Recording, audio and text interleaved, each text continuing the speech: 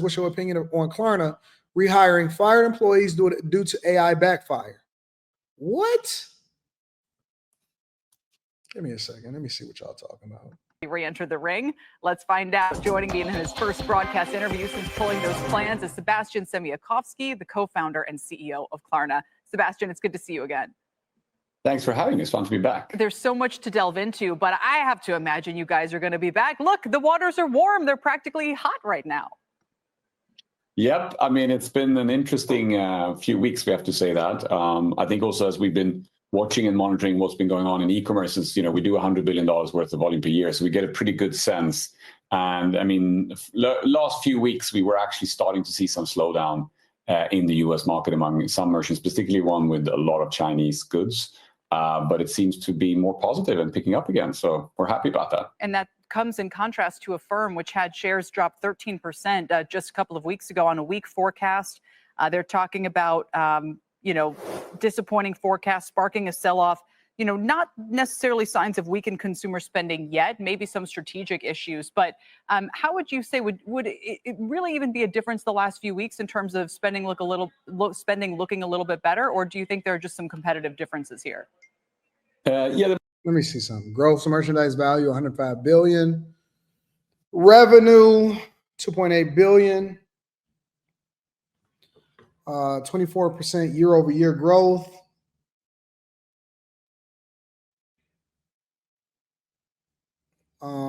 Net profit, $21 million.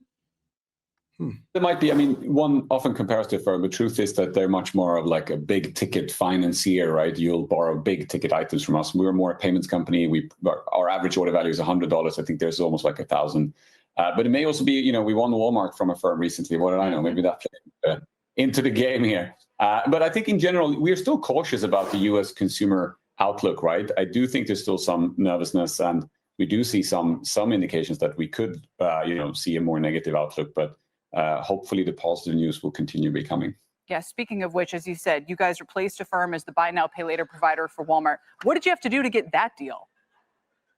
Well, I hope show a lot of dedication. I felt very, coming from Sweden, the small country, going to Arkansas, Bentonville, and, I felt that there was a lot of similarities with the Midwest culture. And, we just we bow our heads down and work really hard. And I hope they felt that we were a supplier that was going to do everything for them and one pay for partnering with. Having had the pleasure of being to Sweden a couple of times, I take your point. So you also had DoorDash. This one made a lot of waves where you announced this buy now, pay later partnership. And a lot of people were like, great, this is basically, a way to split up the cost of unaffordable Chipotle deliveries, and a lot of eye rolling and things like that.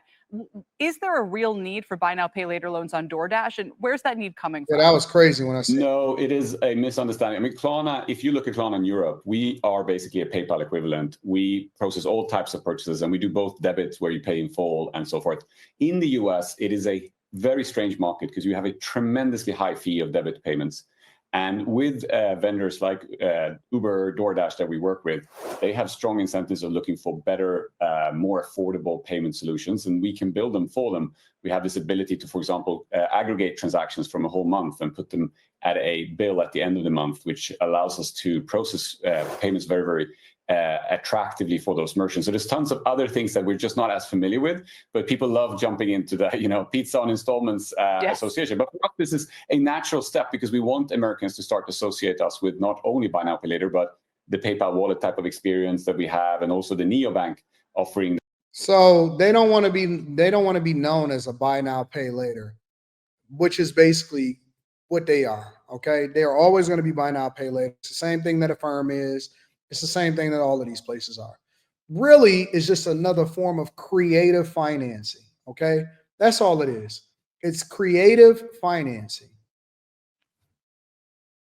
Buy now, pay later is creative financing. And so you can buy your eyelashes. Man, when I seen that junk pop up on DoorDash, I said, what is going on? How is this? How are people cornering DoorDash? Oh, okay, so I'm gonna look at it both from the consumer's perspective, and then I'm gonna also look at it from the company's perspective. I think that the finance industry when you're talking about the Klarnas, when you're talking about the Afterpays, when you talk about places like that, I think it's going to be very difficult for them to compete because they're competing against each other. The ways that they make money is not just through the financing, but it's also doing deals so that they can process payments. They make a small fee or a small percentage off of the processing of payments. Okay. So it's the same thing that MasterCard does. It's the same thing that Visa does. It's the same thing that these merchant processors does. They make a small fee, and then they also charge a lot of these companies to build out the payment processing of whatever it is that they're issuing out to their customers. So it's more than one way in which they make money. And it has to be more than one way in which they make money because a lot of people are defaulting on their payments. You wouldn't believe the amount of people that are buying bundles with Klarna and Afterpay, and they can't hack it. They can't hack it.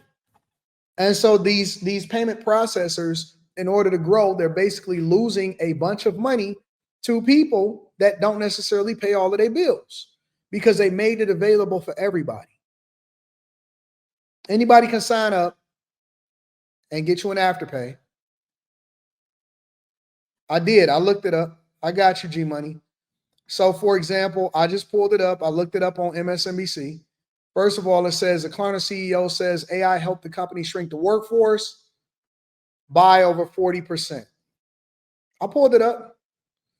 Goes on to say the company has managed to shrink its headcount by about 40%, in part due to investments in artificial intelligence and natural attrition in its workforce. The truth is the company has shrunk from about 5,000 now to about 3,000 employees. If you go to LinkedIn and you look at jobs, you'll see we're shrinking. Now, a lot of companies are looking at it as a good thing, especially if you are a publicly traded company. I don't think that Klarna is a publicly traded company, but they are looking to IPO. In order for them to IPO successfully, meaning it's an initial public offering, meaning that you're taking a company from private to public. Most of the time, a lot of these companies have venture capital funds. And it's the same thing as investing in a company and hoping that it becomes successful later in the stock market. But a lot of these companies have venture capital funds that are funding them.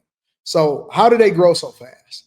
Well, they grow really fast because they're looking to expand to as many markets as possible and get as many customers as possible. It makes it attractive to investors. And so growth when they're private, not profitability. Growth is the number one thing that they focus on when they're looking at IPO.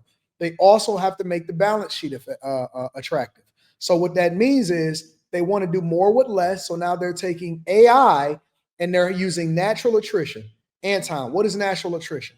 Natural attrition is you're not necessarily laying people off, but at the same time, or you're not laying off the entire workforce, but at the same time, as people move on to other jobs, as people quit, as people retire or whatever, then you don't necessarily replace those jobs. You just have the other companies or the other employees doing more with AI or what you already have, right? So they're increasing efficiency. They call it synergies in a lot of places, but they're increasing efficiencies, all right? Now, the goal with this private equity investments of all of these different companies that invest in it, and they say, hey, we're going to give you the money to be able to, make the purchases and allow people to pay you back over a period of time. Hopefully we can show that the company is profitable, and then eventually we can IPO. Well, why do they want to IPO? Because the minute that they IPO, the minute that they go public, then that's when the payout comes. The venture capital funds get a return on their investment, and then hopefully the company is profitable in the future to where they can continue to make money and generate a lot of revenue. All right. Okay. One of the reasons, Fi Brown, that they added it to McDonald's and DoorDash and all of these places is because it incentivizes you to purchase more. It incentivizes you to purchase more. It's just like the credit card theory. When I see people and they say, Anton, it's okay to get the credit card because I got points and all of this stuff. And they even if you struggle, even if you pay off the balance at the end of the month, sometimes you struggle to because you don't manage your finances that effectively.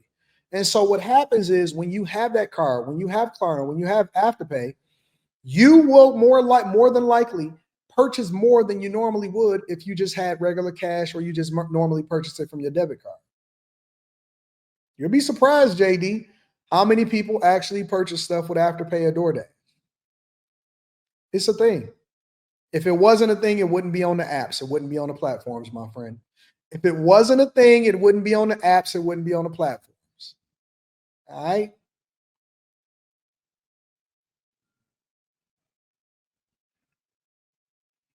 Smart, Zay. Very, very smart. So they know that you're more likely to purchase more, because when you finance, you're willing to spend more money. It's just the facts of the matter. Just the facts of the matter. You bought a mattress for the firm? Why? What you buy a mattress for the firm for? They got some great mattresses on Amazon that you can order. It come in a box, mattress in a box. It's all sealed up. You pop open that seal, it opens up.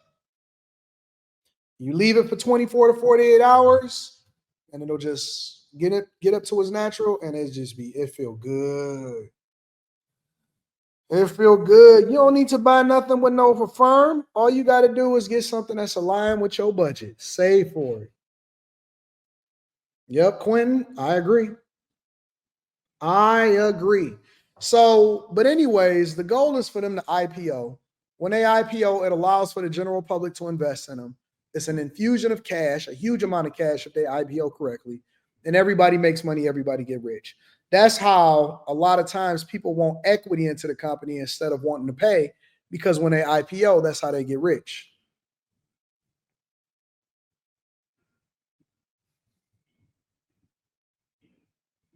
That's how they get rich. I'm gonna start putting a list of the things that I buy with an Amazon code or something. With an Amazon code. Anyways, it goes on to say that the Swedish fintech provider has been outspoken about its aggressive adoption of AI tools across the company, while touting the productivity gains that have come along with the result. The company deployed an AI generated version of whatever his name is to announce its third quarter results last year to demonstrate that AI can automate jobs. Klarna partnered with ChatGPT Maker and OpenAI in 2023 and launched an AI customer service assistant using its technology a year later. The company said last year that AI was doing the work of 700 customer service agents. Klarna's headcount fell from 527 full-time employees at the end of December 2022 to 3,400 staffers at last December, according to the company's IPO prospectus filed in March. The company attributed the reduction to its efforts to leverage AI and lower its overall headcount, adding that it expects headcount to continue to fall over time. Yep, I said it. We have simply communicated to our employees that we're doing what we're going to do, and we're going to shrink. So now we're going to stop hiring. Natural attrition is in a company like ours, it's 15 to 20% per year. So basically, they don't have to lay anybody off. They're just shrinking by 20% every single year. What's 20% of 5,000, y'all? 550 times 2. That's 1,100 employees. That's a lot of turnover. What kind of system? What they running over there?